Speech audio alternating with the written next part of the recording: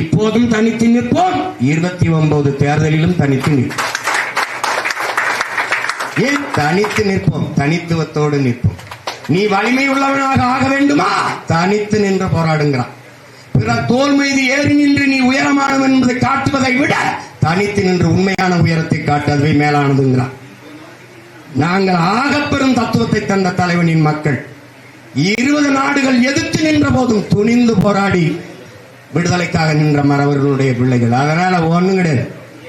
தோல்வியை கண்டு துவண்டு போற பிள்ளைகள் நாங்கள் கிடையாது. வெற்றியும் தோல்வியும் சம அளவிலே சமமாக மதிக்கக்கூடிய வீரர்கள் நாங்கள். எங்களுக்கு ரெண்டும் ஒண்ணுதான். அதனால எந்த காலத்திலே உடன்பாடு கிடையாது. அது ஒவ்வொரு தடவையும் நீங்க கேட்டே இருக்கீங்க, நான் ஒவ்வொரு தடவையும் பதில் சொல்லிட்டே இருக்கேன். அதனால இனிமேல் இறைமகன் இயேசு மேல் ஆணையா எவரோடும் கூட்டு கிடையாது.